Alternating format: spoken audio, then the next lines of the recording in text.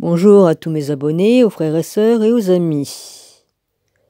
Ah, je voudrais dire à une certaine personne dont je nommerai pas le nom. Depuis quand que tu te préoccupes de mon œil, le seul qui y voit n'importe quoi? Hein? Oh, je sais très bien ce que tu penses. Tu écris le contraire de ce que tu penses. Hein? Hein? Comme on dit, tu devrais te ménager, un truc dans le genre, tu devrais te ménager, faire attention à ton œil, t'en as qu'un. Faut pas trop le fatiguer. Là, ça veut dire, si je lis bien dans tes pensées, ça veut dire le contraire. Ça veut dire, ce que tu me souhaites, c'est que je perde le deuxième. Hein? C'est ça. C'est ça les narcissiques pervers. Ils disent le contraire de ce qu'ils pensent. Depuis quand l'ennemi, il te souhaite du bien? Elle est bonne celle-là. Voilà, ça c'est dit. Je dis pas de nom, donc c'est très bien comme ça. Je dis pas de nom. Comme j'ai lu ça, j'ai dit, elle se fout de ma gueule. Elle se fout de ma gueule. Depuis quand qu'elle se préoccupe de ma vue? Au contraire, il faut que je lis, ça fait travailler l'œil. Il va de gauche à droite, de haut en bas, il va dans tous les sens et ça muscle le muscle. Si tu t'en sers pas, le muscle se détend et c'est là que c'est pas bon. Voilà. Ça se voit que tu connais rien. Hein, depuis que je suis enfant, j'ai subi des opérations et tout ça, alors je sais je sais comment que ça fonctionne. Ah là là. Ouais, bah, j'ai refait, hein, je dénonce et j'enlève. C'est du n'importe quoi. Enfin bref. Si tu veux que la Sophia se mette en colère, hein, elle va s'y mettre, hein. Ouais. La Sophia c'est baotte, elle va finir par s'énerver. Voilà, c'est tout ce que j'ai à dire. Bon, il fait un soleil magnifique. L'eau des oiseaux était gelée dehors, donc je l'ai enlevé et j'ai mis des miettes de pain. Il y en avait pas mal, parce que chaque fois que je coupe mon pain, ça donne pas mal de miettes. Je les mets de côté et comme ça, je les donne aux oiseaux. Puis après, je me donnerai des graines. Pour l'instant, ils sont pas encore venus. Bon, ça fait un moment que j'en ai pas mis, donc faut le temps qu'ils reviennent, quoi. Voilà. Non, j'en mettais pas parce que je me dis, tiens, je mets pas la maison à oiseaux parce que je suis en train de la réparer puis de la modifier, donc pour pas que les mouettes puissent bouffer dedans. Comme ça, il y a que les oiseaux qui pourront rentrer pour manger. Voilà, parce que j'en ai marre que les mouettes et puis les pigeons viennent tout bouffer. Les tourterelles, ils étaient pas trop mauvaises. Les tourterelles, au contraire, elles laissent les petits oiseaux manger avec elles. Mais les pigeons, ils becquent les petits moineaux pour pas qu'ils bouffent. C'est pour ça que je veux changer la maison des oiseaux, parce que sinon, les pigeons, ils bouffent tout. Ouais. Alors que les tourterelles sont très gentils. Ouais. Voilà. Puis ça fait un bout que j'aurais dû la finir, mais bon. Voilà, j'ai tout démonté la maison et je dois la... Enfin, j'ai tout démonté, une partie, et j'ai plus qu'à remettre un toit transparent, comme ça on voit mieux les oiseaux, et puis qui descend plus bas, comme ça les mouettes pourront pas passer leur tête pour bouffer. Il n'y a que les oiseaux qui pourront passer, voilà. Bon, j'arrête ici. Pour les oiseaux, c'est fait. Pour l'autre, c'est fait. Ouais, c'est fait. La spatule, elle va se la prendre dans la tronche, celle-là. Ouais. Si elle sait pas que je suis capable par la pensée, de faire ce que je veux. Ouais. Comme Jésus, pareil, hein. Ce que Jésus fait, je peux le faire aussi, hein. Bon. Avec la foi, ouais, on fait beaucoup de choses. Bon, alors est-ce que je suis dans les Maccabées, là? Ouais. Oui, ça s'appelle Maccabée. Allez, j'y vais. Excusez-moi. J'ai mangé, donc ça s'enfonce. J'ai pas roté fort. J'ai même pas roté, ça n'a même pas fait de bruit, mais bon. Voilà, j'y vais. Oui, je vais raconter encore ma vie. Oh, bah. Voilà. Alors, là, on voit mieux sur celui-là. Hein. Après qu'Alexandre, fils de Philippe et Macédonien, fut sorti de son pays de Kétim pour terrasser Darius, roi des Perses et des Mèdes, qu'il fut devenu roi à sa place après avoir régné sur l'Hélade, L apostrophe H-E-L-L-A-D-E. Tiens, c'est du temps de truc de... c'est pas à la même époque que Hélène de Troyes. Je dis ça pour ma copine, ma grande sœur. Après qu'il eut livré de nombreuses batailles, ce fut après qu'il se fut avancé jusqu'au bord du monde et qu'il eut dépouillé de multiples nations, la terre se tut devant lui.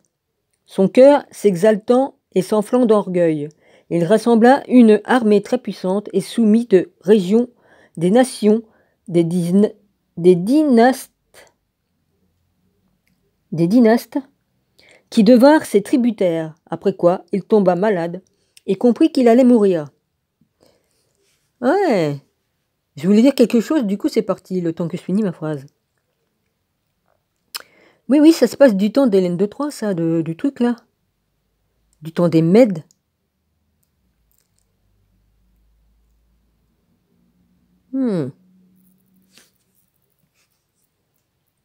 Il convoqua ses officiers qui avaient été élevés avec lui depuis sa jeunesse, et, de son vivant, il partagea le royaume entre eux. Puis, ayant régné 12 ans, Alexandre mourut. Ses officiers prirent le pouvoir chacun dans sa région. Tous coiffèrent le diadème après sa mort, et après eux, durant les longues années, leurs fils firent proliférer le mal sur la terre.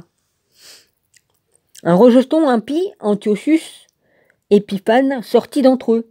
Il était le fils du roi Antiochus, qui, après avoir été otage à Rome, était devenu roi en l'an 137 de l'Empire des Grecs. Or, pendant ce temps, des canailles surgirent d'Israël, qui entraînèrent beaucoup de gens. « Allons, disait-il, faisons alliance avec les nations qui nous entourent, car nous n'avons eu que des malheurs depuis que nous sommes séparés d'elles. » Ces propos plurent aux gens, et certains parmi le peuple s'empressèrent d'aller voir le roi, qui leur permit d'observer les pratiques des autres peuples. Selon les coutumes païennes, ils bâtirent un gymnase à Jérusalem, se refirent des prépuces, s'éloignèrent de l'alliance sainte. Ah bon, à cette époque-là aussi, ils pouvaient refaire un prépuce? Bah oui, ils étaient peut-être doués en chirurgie, pourquoi pas. S'attachèrent aux joues des païens et se vendirent pour faire le mal. Une fois sa royauté affermie, Antiochus projeta de devenir roi. Ah oui, ils ont refait leur prépuce parce qu'ils s'étaient fait circoncis puis ils se sont fait remachiner, quoi, dans le sens qu'ils étaient avant de se faire circoncire. Ok. Enfin, c'est ce que je crois comprendre. Ok. Oh, c'est un petit machin de rien du tout, ça. Mon cousin, on y a fait parce qu'il avait eu un problème. Du coup, lui, il est circoncis. Lol.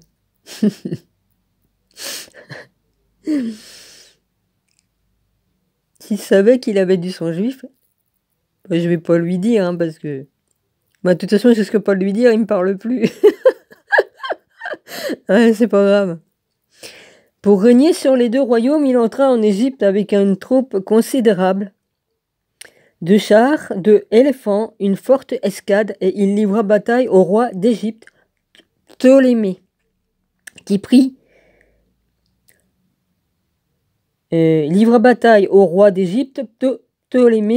peur et s'enfuit, accusant de lourdes pertes. On s'empara des places fortes et il dépouilla l'Égypte. En 140, après avoir battu l'Égypte, Antiochus attaqua Israël et, accompagné d'une imposante armée, prit d'assaut Jérusalem et entra dans le lieu saint avec arrogance et s'empara de l'autel d'or, du chandelier de lumière et de tous les accessoires, tables d'oblation, vases à libation, écuelles et coupes d'or, voiles, couronnes, les motifs en or de la façade du temple. Il les éplucha tous, argent, or, objets précieux, trésors cachés qu'il put trouver. Il en prit possession. Ayant tout pris, il retourna chez lui. Il avait fait une boucherie en vociférant insolemment, et il y eut un grand deuil dans tout le pays d'Israël. Les chefs et les anciens gémirent, les garçons et les filles s'alanguirent, la beauté des femmes s'altéra. Chaque jeune marié entonna un chant funèbre, assise dans la chambre, l'épouse prit le deuil. La terre trembla à cause de ses habitants. Honte sur toute la maison de Jacob. 2 ans plus tard, le roi envoya le commissaire aux impôts dans la ville de Juda, accompagné d'une troupe imposante. Il arriva à Jérusalem, et comme il tenait hypocritement des propos pacifiques, on eut confiance en lui. Mais il attaqua la ville à l'improviste, lui porta un grand coup, et fit périr de très nombreux Israélites. Ayant dépouillé la ville, il y mit le feu, et détruisit ses maisons, et son mur d'enceinte. On fit prisonnier les femmes et les enfants, on prit possession du bétail, puis on rebâtit la ville de David avec un grand mur solide et des tours robustes pour s'en faire une citadelle. Or, on y implanta une race de criminels et de canailles qui s'y multiplièrent. On y emmagasina des armes et des vivres, puis, ayant amassé les trophées de Jérusalem, on y entreposa pour constituer un redoutable piège. Le lieu saint devint une embuscade, un adversaire maléfique permanent d'Israël. Ils versèrent un sang innocent autour du lieu saint. Ils souillèrent le lieu saint. Ils firent s'enfuir les habitants de Jérusalem, qui devint une colonie étrangère à sa postérité, abandonnée par ses enfants. Son lieu saint ruiné devint un désert. Ses fêtes un deuil, ses Shabbats une dérision, son honneur un mépris. Son déshonneur fut à la mesure de sa gloire, sa grandeur se changea en deuil. Le roi publia dans tout le royaume l'ordre que tous forment un seul peuple et que chacun renonce à ses coutumes. Toutes les nations se conformèrent aux instructions royales, favorables à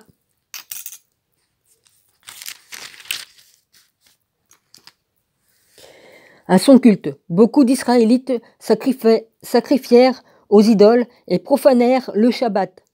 Par l'entremise de messagers, le roi fit parvenir à Jérusalem et aux villes de Juda des lettres ordonnant de suivre des pratiques étrangères à leur pays, de bannir tout holocauste, sacrifice et libation du lieu saint, de profaner les Shabbats et les fêtes, de souiller le lieu saint et les saints, de bâtir des autels, des enceintes sacrées, des temples d'idoles, de sacrifier des porcs et autres animaux impurs, et laisser les fils incirconcis, et de se rendre abominables par toutes sortes d'impuretés et de profanations, de sorte qu'on oublie de sorte que l'on oublie la loi et que les règles changent. Quiconque n'agirait pas selon l'ordre royal mourrait. Bah, moi, j'aurais préféré qu'il me tue que déshonorer mon Dieu, hein. Ouais. Ça se voit qu'on me connaît pas, hein. Enfin, si, Dieu me connaît. Non, je lance là comme ça, ouais. Pour une certaine personne. Le roi écrivit donc à son royaume en ces termes. Il mit en place des surveillants du peuple et ordonna aux villes de Juda d'offrir des sacrifices cité par cité. Beaucoup de gens de peuple se rallièrent et nuisirent au pays, abandonnant la loi et contraignant Israël à se cacher dans des refuges. En 145, le 15e jour de Kislev, je sais pas comment on dit, K-I-S-L-E-W, ou Kislev, je sais pas, excusez-moi, hein, je sais pas. Le roi fit bâtir une ordure dévastatrice sur l'autel des sacrifices, et tout autour de la ville de Juda, on édifia des autels. On fit brûler de l'encens sur les portes des maisons et sur les places. Les livres de la loi qu'on trouvait, on les déchiquetait avant de les jeter au feu. Ah bah c'est sûr qu'ils ont dû avoir leur punition plus tard, hein, parce que dis donc, toucher au livre sacré de Dieu. Ouh là là. Et si l'on découvrait un possesseur du livre de l'Alliance, quelqu'un qui se conformait à la loi, on le mettait à mort. Ben, on n'est pas loin qu'ils nous feront la même chose, hein. Bientôt, tu n'auras même plus le droit d'avoir la Bible, hein. Ils te couperont la tête si tu l'as, hein. C'est marrant comme l'histoire se répète, non? Vous trouvez pas? Ah ouais. Tout ce qu'ils savent faire, eux, c'est se répéter au cours des siècles et de refaire la même chose, de tuer tous les peuples pour prendre le contrôle. Dès qu'ils voient que le peuple devient assez fort pour les empêcher, quoi, et ben voilà. Bon, on est dans le même truc là, hein. On y est, hein.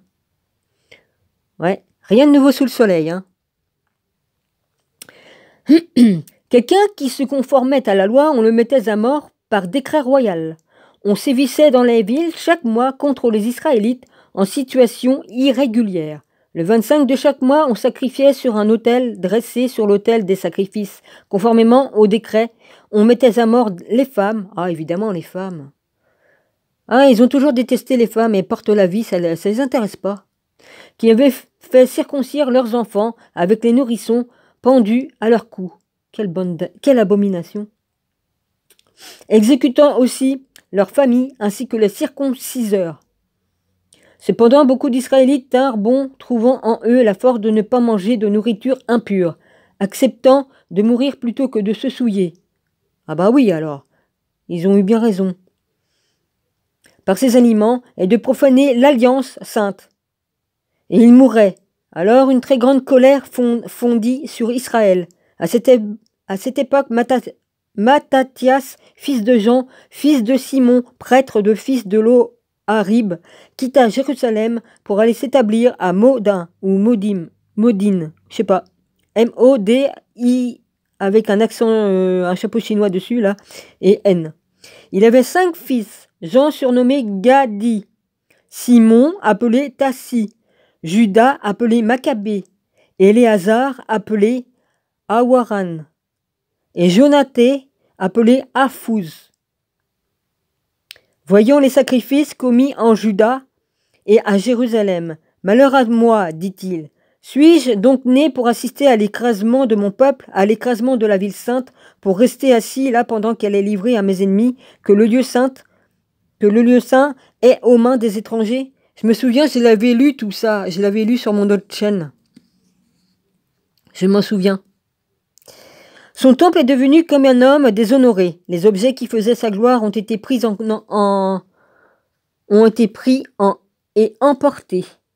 Ses petits-enfants ont été tués sur ses places. Ses jeunes gens sont tombés sous l'épée de l'ennemi. Quelle nation n'a pas profité de sa royauté et ne sait s'emparer de ses trophées? On lui a ravi sa parure. Elle est libre, elle est maintenant esclave. Notre sacré, notre beauté, notre gloire ont été dévastés. Les païens les ont profanés. À quoi bon vivre encore? Et Matthias ainsi que ses fils déchirèrent leurs vêtements, se couvrirent de sacs et prirent un grand deuil. Les envoyés du roi chargés d'imposer l'apostasie se rendirent dans la ville de Modin pour le sacrifice. Si nombre d'Israélites vinrent à leur rencontre, Matthias et ses fils tinrent quant à eux à part. Les envoyés du roi s'adressèrent à Matthias.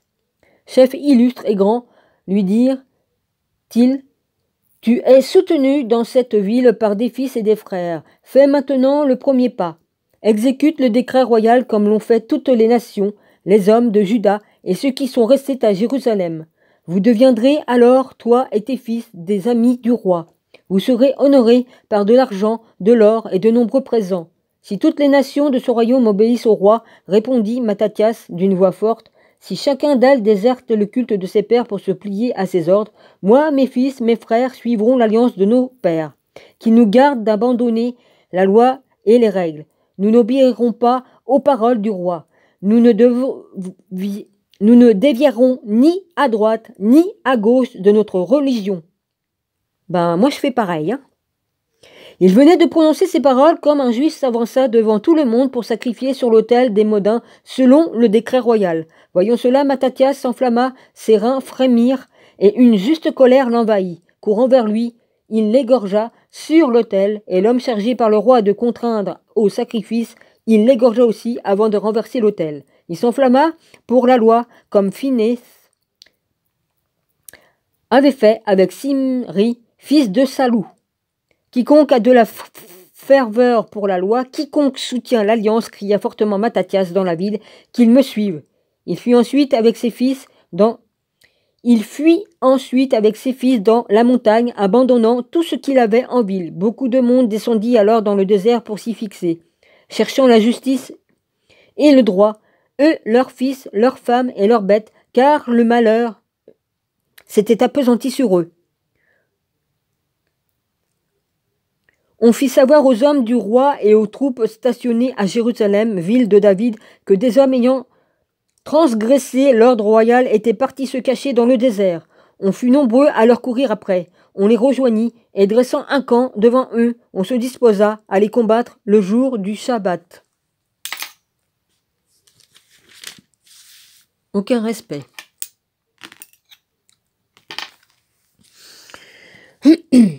Assez maintenant, leur dit-il, sortez, faites ce qu'a dit le roi, vous aurez la vie sauve. Ben voyons. Mensonge, mensonge. C'est pas écrit ça, c'est moi qui rajoute. Quel gros mensonge. Nous ne sortirons pas, répondirent-ils, nous ne laisserons pas la loi royale profanée le jour du Shabbat. On les attaqua aussitôt, mais ils ne résistèrent pas, ne lancèrent pas de pierres et ne camouflèrent pas leur abri. Mourons en juste, disait-il, que le ciel et la terre témoignent pour nous que vous nous faites mourir de façon inique le jour du Shabbat. Leurs ennemis se lancèrent contre eux, qui périrent avec leurs femmes et leurs enfants et leurs bêtes. Ils étaient 1000 en tout. Eh ben.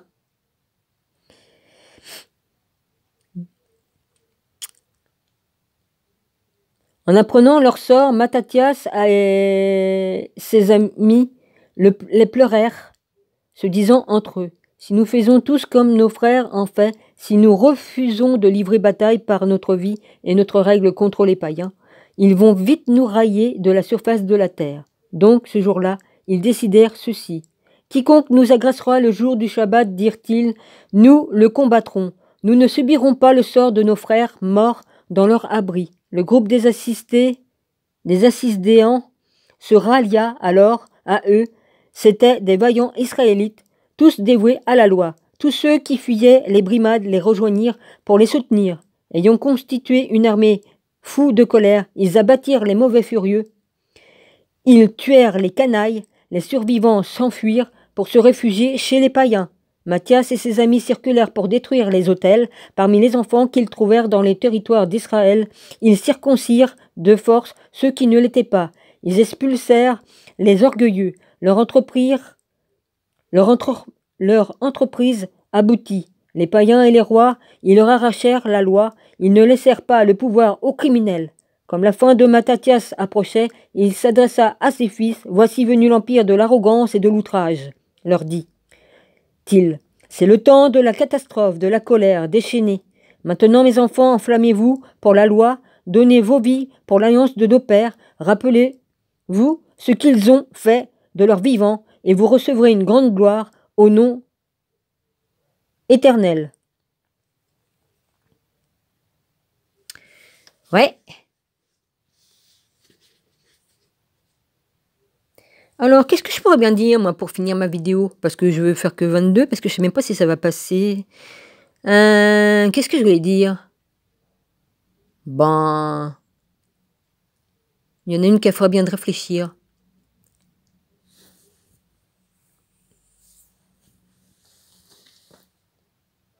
Petit conseil, ne reviens plus m'emmerder. Ça vaudrait mieux pour toi parce que ça va barder. Ça va barder. Moi, j'avertis toujours, moi. Je donne plusieurs fois, je dis, j'avertis, mais à un moment donné, là-haut, ils vont se fâcher. Ouais, ils vont se fâcher là-haut. C'est un conseil que je donne. Alors, va jouer ailleurs. Hein, va jouer ailleurs. Voilà. De toute façon, t'as pas tardé à t'en prendre plein la tronche. Ouais, c'est vrai, hein, qui fait le mal reçoit le mal. C'est obligé, le karma. Et puis le boomerang, tu le lances, tu te le prends dans la poire. C'est tout, c'est comme ça.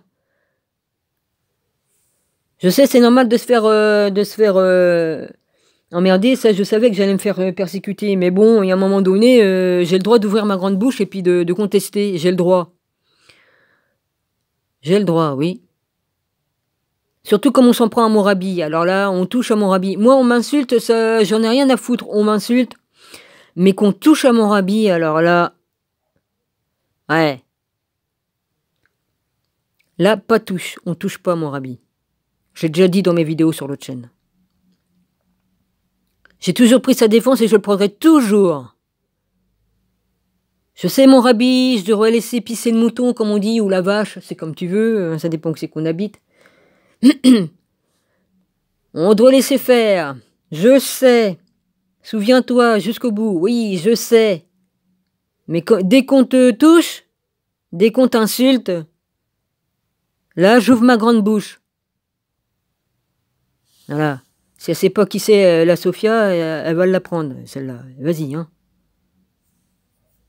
Ouais. Allez, à ciao. Je vous bénis tous, puis voilà, même mes ennemis. Mais moi, c'est sincère, comme je le dis, tandis que l'autre, comme elle me l'a dit, vas-y, hein. Ouais. Enfin bref. Franchement. Arrête de lire, vas-y. Mais oui, je vais arrêter de lire. Bah oui, j'ai passé ma vie à lire. Hein? J'ai passé ma vie à étudier, tu crois que je vais arrêter? Et tu crois que je vais arrêter de servir mon Dieu, de ne pas faire ce que j'ai à faire des vidéos pour Jésus, pour la parole, pour que tout le monde connaisse la parole? Tu crois peut-être que je vais m'arrêter? Mais même dans la mort, je continuerai à le faire. Oui, parce qu'il y a autre chose derrière. Une fois que t'es mort, il y a des trucs, donc je continuerai même l'autre côté. Vas-y. Je me fais un plaisir de t'emmener en enfer, toi. Ouais. Je descendrai en enfer, j'irai te... Oui, vas-y. J'aime bien m'amuser, moi. Vas-y. Ah, ciao. Ouais, vous savez pas ce que Jésus m'a fait des cadeaux, mais vous inquiétez pas, vous inquiétez pas. Je vais bien m'amuser, moi. La place que Jésus m'a mis, il m'a mis là où je suis, et je vous jure que je vais bien m'éclater. Excuse-moi, mon rabbi. Ouais, parce que ça commence à bien faire, là, toutes ces conneries.